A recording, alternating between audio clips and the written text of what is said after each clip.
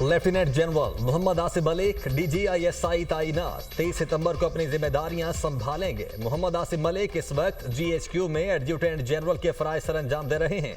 Lieutenant general Mohammad Asif Malik इससे पहले बलोचिस्तान में इन्फेंट्री डिवीजन और वजीरिस्तान में इन्फेंट्री ब्रिगेड कमांड कर चुके हैं। लेफ्टिनेंट जनरल मोहम्मद आसिम अपने कोर्स में एजाजी शमशीर भी हासिल कर चुके हैं। चीफ इंस्ट्रक्टर NDU और instructor command and staff college Quetta भी तैनात रह चुके हैं। लेफ्टिनेंट जनरल आसिम फोर्ट लीवनवर्थ और royal college of defence studies के ग्रेजुएट भी हैं। लेफ्टिनेंट जनरल आसिफ मलिक के वालिद गुलाम मोहम्मद भी लेफ्टिनेंट जनरल तैनात रहे। कोर कमांडर रावलपिंडी भी रहे। गुलाम मोहम्मद को जनरल GM के तौर पर जाना जाता है। तहरीक इंसाफ कौमी असेंबली में मखसूस नशिस्तों की हकदार है। इलेक्शन कमीशन मखसूस नशिस्तों पर तहरीक इंसाफ के उम्मीदवारों को नोटिफाई करे। सुप्रीम कोर्ट ने मखसूस नशिस्तों से मुतालिक केस का 70 सफ़ात पर मुश्तमिल तफसीली फैसला जारी कर दिया। तफसीली फैसला जस्टिस मंसूर अली शाह ने तहरीर किया। PTI सियासी जमात है। आईन या कानून सियासी जमात को इंतखाबात में उम्मीदवार खड़े करने से नहीं रोकता। तहरीक इंसाफ ने 2024 के आम इंतखाबात में कौमी और सूबाई असेंबलीज की नशिस्तें जीती या हासिल की हैं। इलेक्शन कमीशन का 1 मार्च का फैसला आइन से मुतसादिम है। इलेक्शन कमीशन आम इंतखाबात में अपना किरदार अदा करने में नाकाम रहा। इंतखाबी निशान ना देना सियासी जमात के इंतखाबात लड़ने के कानूनी और आईनी हक को मुतासिर नहीं करता। इलेक्शन में बड़ा स्टेक अवाम का होता है। अवाम की ख्वाहिश और जमहूरियत के लिए शिफाफ इंतखाबात जरूरी हैं। तफसीली फैसले में पेशावर हाई कोर्ट के फैसले को भी कलअदम करार दिया गया। सुप्रीम कोर्ट ने इलेक्शन रूल्स के शिक 94 को गैर आईनी करार देते हुए कलअदम करार दिया। रूल 94 आइन और इलेक्शन एक्ट 2017 से मुतसादिम है। सुप्रीम कोर्ट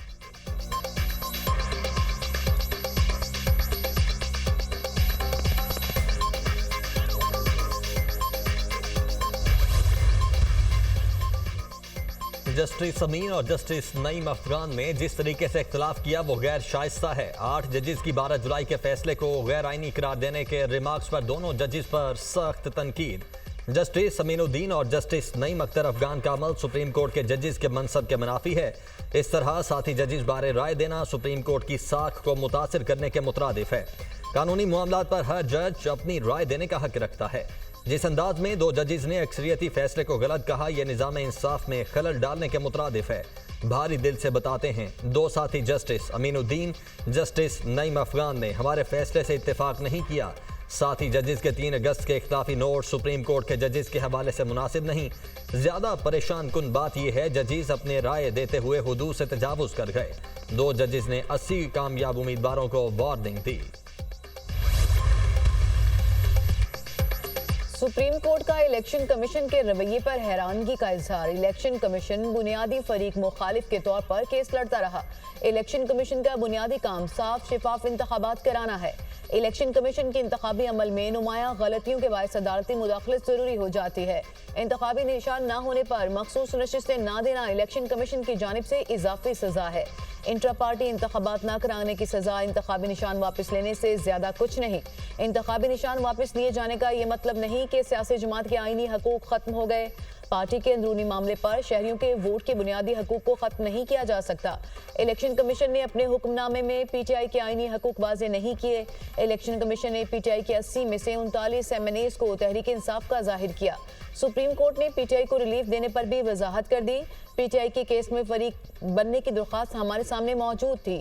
इससे कोई फर्क नहीं पड़ता तहरीक इंसाफ से पहले दरख्वास्त दायर क्यों ना कराई गई और पहले ही रिलीफ क्यों दे दिया गया। इंतखाबी तनाज़ा बुनियादी तौर पर दीगर सिविल तनाज़ात से मुख्तलिफ होता है। ये समझने की बहुत कोशिश की कि इतने आज़ाद उम्मीदवार कैसे कामयाब हो सकते हैं। इस सवाल का कोई तसल्ली बख्श जवाब नहीं दिया गया। PTI के मुताबिक वोटर्स ने उनके PTI उम्मीदवार होने की वजह से वोट दिया।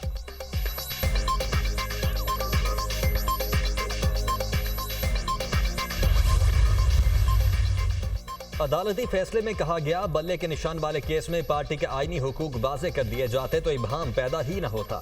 इलेक्शन कमीशन ने 12 जुलाई के फैसले पर वजाहत मांगी। ना ये कानूनी तकाजा था और ना ही हमने ये जरूरी समझा कि फ्रीकैन को सुना जाए। हमने अपने फैसले की वजाहत नोटिस जारी किए बगैर जारी की। सुप्रीम कोर्ट ने 14 सितंबर के वजाहती ऑर्डर को भी फैसले का हिस्सा बना दिया। वजाहती ऑर्डर इलेक्शन कमीशन की दरखास्त पर जारी किया गया। फैसले का मतन चीफ जस्टिस काजी फायजीसा ने 2 रोज पहले रजिस्ट्रार से इस ऑर्डर पर जवाब मांगा था।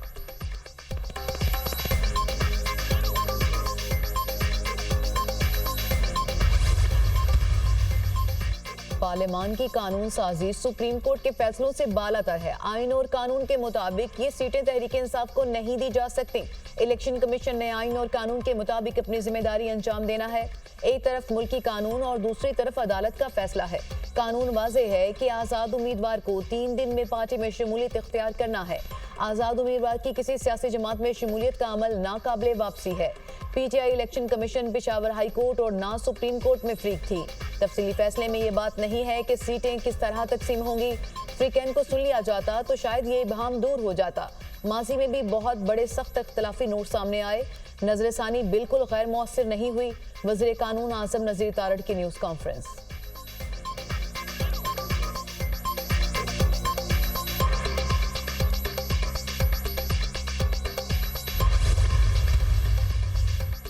इलेक्शन कमीशन का मखसूस नशिस्तों से मुताल्लिक इजलास बेनतीजा खत्म। मखसूस नशिस्तें तहरीक इंसाफ को मिलेंगी या नहीं, इलेक्शन कमीशन आज के इजलास में भी कोई फैसला ना कर सका। इलेक्शन कमीशन का कानूनी माहिरीन से मजीद मुशावरत जारी रखने का फैसला। इजलास में मखसूस नशिस्तों पर सुप्रीम कोर्ट के फैसले पर अमल दरामद पर गौर किया गया। इलेक्शन कमीशन को लीगल एक्सपर्ट्स की एडवाइस से भी आगाह किया गया। Chief election commissioner Sikandar Sultan Raja ने इजलास की सदारत की।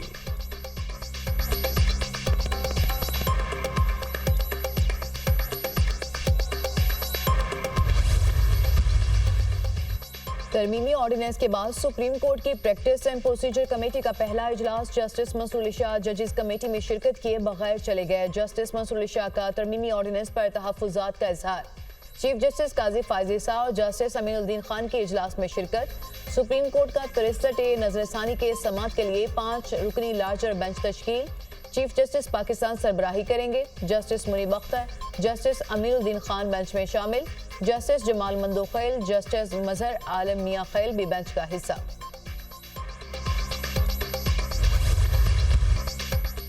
प्रैक्टिस एंड प्रोसीजर ऑर्डिनेंस के खिलाफ रजिस्ट्रार ऑफिस का एतराज कल अदम करार। लाहौर हाई कोर्ट के जस्टिस फैसल जमान खान का दरखास्त को समाअत के लिए मुकर्रर करने का हुक्म। अदालत का गैर जरूरी एतराज आयद करने पर रजिस्ट्रार ऑफिस के अफसरान पर बरहमी का इजहार। ये क्या एतराज लगा दिया आपने? विफाकी हुकूमत ने एक ऑर्डिनेंस जारी किया है तो ये कहीं भी चैलेंज हो सकता है। अदालत के रिमार्क्स। तहरीक इंसाफ ने प्रैक्टिस एंड प्रोसीजर ऑर्डिनेंस को सिंध हाई कोर्ट में चैलेंज कर दिया। दरखास्त तहरीक इंसाफ सिंध के सदर हलीम आदिल शेख ने दायर की। Practice and procedure ordinance supreme court के फैसले की वाज़ेह खिलाफ वर्जी है। चीफ जस्टिस काजी फायजी साहब नहीं फैसले की खिलाफ वर्जी कर रहे हैं। दरखास्त में मौक़िफ़। ऑर्डिनेंस को कलअदम करार देने की इस्तदा।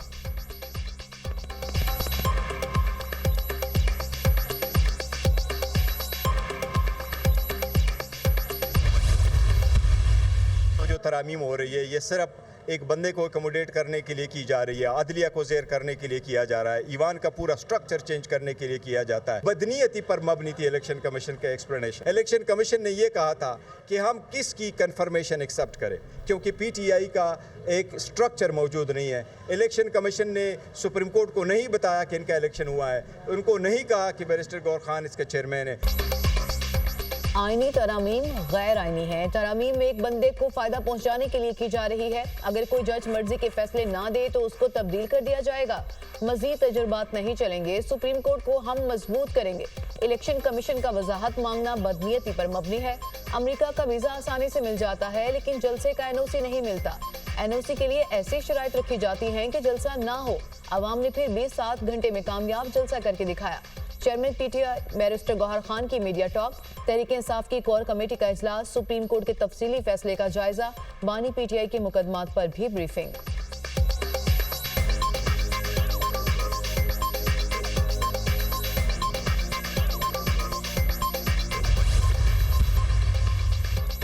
और मसले का हल मुज़ाकरात में है। तमाम जमातों के एक पेज पर होने से मसाइल हल होंगे। सियासी जमातें ज़ाती मफादात की बजाय मुल्की मफाद को मद्देनजर रखें।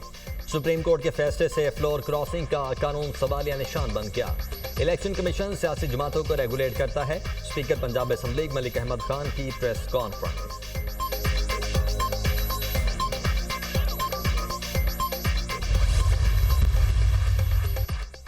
इस्लामाबाद इलेक्शन ट्राइब्यूनल की तब्दीली। इलेक्शन कमीशन ने MNAs की दरख्वास्तें कल समाअत के लिए मुकर्रर कर दी। इस्लामाबाद हाई कोर्ट के हुक्म के मुताबिक समाअत के लिए तमाम फ्री कैंप को नोटिस भेज दिए गए। इलेक्शन कमीशन ने रिटायर्ड जज को इलेक्शन ट्राइब्यूनल तैनात किया था। इस्लामाबाद हाई कोर्ट ने इलेक्शन कमीशन के जस्टिस तारिक महमूद जहांगीरी को तब्दील करने का इलेक्शन कमीशन का हुक्म कलअदम करार दिया था।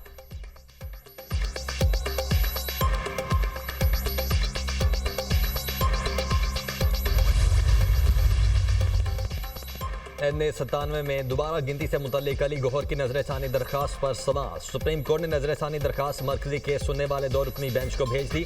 अदालत की अली गौहर की नजरसानी दरखास्त जुमे को समाअत के लिए मुकर्रर करने की हिदायत। चीफ जस्टिस काजी फाजिसा ने रिमार्क्स दिए कि केस पहले ही 2 रुकनी बेंच ने सुना था, हम उसी बेंच के सामने नजरसानी दरखास्त समाअत के लिए मुकर्रर कर देते हैं।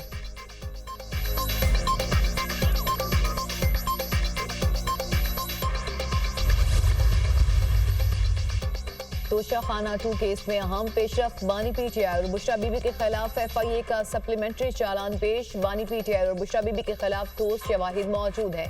शवाहिद से वाजे हुआ है कि बानी PTI और बुशरा बीबी मिसकंडक्ट के मुर्तकिब करार पाए। गैर कानूनी जराये और करप्शन से बानी PTI और बुशरा बीबी ने माली फायदा हासिल किया। बानी PTI ने अपनी पोजीशन का गलत इस्तेमाल करते हुए कम कीमत पर बलगारी सेट हासिल किया। FIA हुक्म। 24 गवाहों की लिस्ट भी FIA के सप्लीमेंट्री चालान के साथ मुंसलिक। अडयाला जेल में तोशाखाना 2 रेफरेंस की समाअत। बानी PTI और बुशरा बीबी को चालान की कॉपियां फराहम कर दी गई। आइंदा समाअत पर मुल्जिमान पर नए चालान के तहत फर्द जुर्म आयद किए जाने का इम्कान।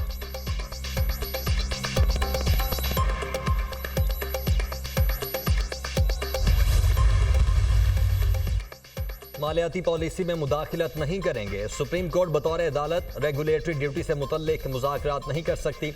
जस्टिस मंसूर अली शाह के रिमार्क्स। सुप्रीम कोर्ट में कपड़ों की पैकिंग के लिए बैरून मुल्क से मंगवाए खाम माल पर रेगुलेटरी ड्यूटी आयद करने के खिलाफ केस।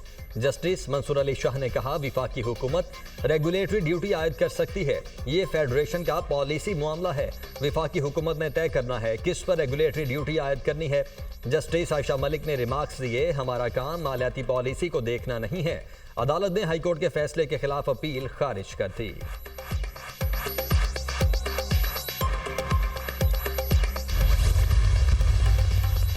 लाहौर हाई कोर्ट में वज़ीर इत्तलात पंजाब अज़मा बुखारी की फेक वीडियो के खिलाफ दरख्वास्त पर समाअत। अदालत ने FIA से कारकर्दगी रिपोर्ट तलब कर ली। चीफ जस्टिस आलिया नीलम ने रिमार्क्स देते हुए कहा, FIA को आदत है लोगों को बुलाकर गिरफ्तार करने की, अफसरान लोगों को जाकर गिरफ्तार नहीं करते। आइंदा समाअत पर DG FIA के बैरून मुल्क जाने पर NOC के बारे में भी बताया जाए। केस की समाअत 30 सितंबर तक मुलतवी। सोशल मीडिया के गलत इस्तेमाल पर कार्रवाई होनी चाहिए। अली अमीन गंडापुर की गलीज जुबान का हमने इलाज कर दिया। मेरी वीडियो का इल्जाम भी मरियम नवाज पर लगाया गया। अज़मा बुखारी की मीडिया से गुफ्तगू।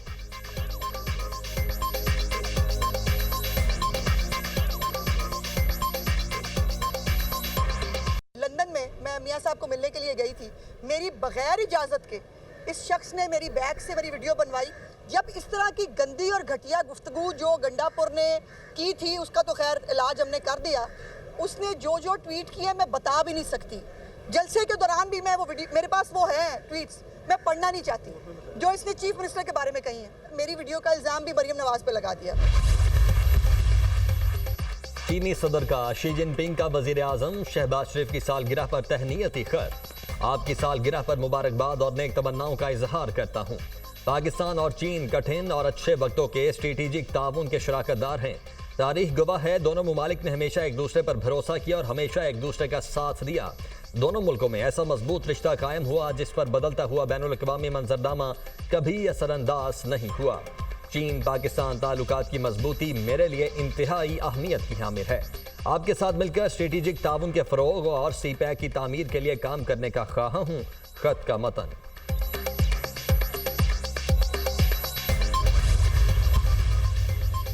वज़ीर-ए-आला पंजाब मरियम नवाज की अवामी जमहूरिया चीन के 75वें कौमी दिन की तकरीब में शिरकत। मरियम नवाज की चीनी कौंसल जनरल से भी मुलाकात। चीन के कौमी दिन पर मुबारकबाद दी। अवामी जमहूरिया चीन के 75वें कौमी दिन की तकरीब में शिरकत बाइसे फ़ख्र है। पाक चीन गहरी दोस्ती, एतमाद, एहतराम और रोशन मुस्तकबिल के मुश्तरका विजन से मुंसलिक है। चीन से हमारा रिश्ता बरादराना, मोहब्बत, बाहमी एहतराम और गैर मुतज़लज़ल एतमाद का है। वज़ीर-ए-आला पंजाब मरियम नवाज।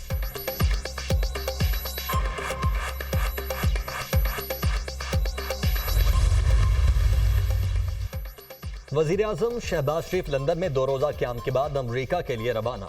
वजीर आजम अक़वाम मुत्तहिदा की जनरल असम्बली के इजलास में शिरकत के लिए न्यूयॉर्क पहुंचेंगे। वजीर आजम का 27 सितंबर को आलमी फोरम से खिताब शेड्यूल। फ़लस्तीन और कश्मीर के मजलूम अवाम का मुकदमा दुनिया के सामने रखेंगे। इस्लामोफोबिया और मौसमियाती तब्दीलियों का मामला भी उठाया जाएगा। वजीर आजम की अक़वाम मुत्तहिदा के सेक्रेटरी जनरल और दीगर आलमी रहनुमाओं से मुलाकातें शेड्यूल। वजीर आजम की IMF हुकाम के साथ मुलाकातें भी मुतवक्के।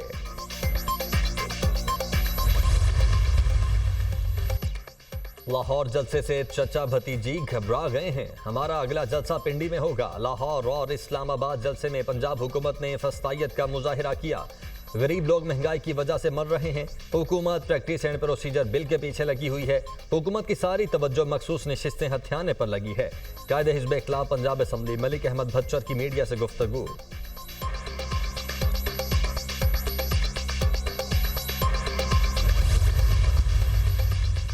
हुकूमत से मुआहिदों की डेडलाइन की मुद्दत मुकम्मल हो चुकी। पहले शटर डाउन हड़ताल की थी, अब पहिया जाम करेंगे। हुकूमत तनख्वाहदार तबके पर टैक्स खत्म करने को तैयार नहीं। जागीरदारों को तहफ़्फ़ुज़ फराहम किया जा रहा है। 52% IPPs हुकूमत की मलकियत हैं, उनके रेट्स तो कम करें। जागीरदारों पर टैक्स क्यों नहीं लगाया जा रहा? FBR को गैर ज़रूरी इख्तियारात दिए गए। अमीर जमात इस्लामी हाफिज नईमुर रहमान की प्रेस कॉन्फ्रेंस।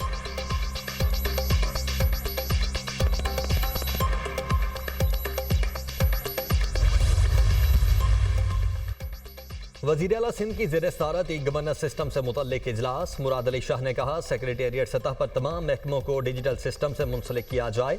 ई गवर्नेंस के जरिए पेपरलेस सिस्टम बनाया जाए ताकि ई अप्रूवल हो। पहले मरहले में तमाम महकमे अपने डिपार्टमेंट में ई सिस्टम शुरू करें। दूसरे मरहले में महकमों को चीफ सेक्रेटरी सेक्रेटेरिएट से मुंसलिक किया जाए। वज़ीर आला सिंध ने सेक्रेटरी IT को मुख्तलिफ तजावीज़ बनाने की हिदायत कर दी।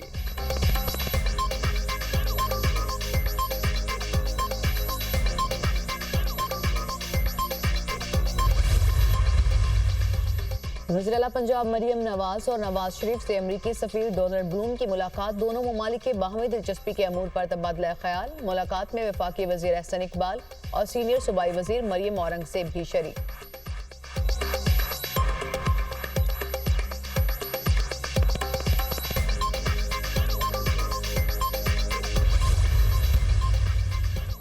वफाकी वज़ीर दाखिला की सऊदी सफ़ीर से मुलाकात। मोहसिन नकवी ने सऊदी अरब के कौमी दिन पर सऊदी अरब के सफ़ीर को मुबारकबाद दी। वज़ीर दाखिला का सऊदी अरब के शाही खानदान और अवाम के लिए नेक तमन्नाओं का इजहार। सऊदी अरब ने हर आजमाइश में पाकिस्तान का पूरा साथ दिया। हर पाकिस्तानी को सऊदी अरब से तारीखी दोस्ती पर नाज है। वज़ीर दाखिला मोहसिन नकवी।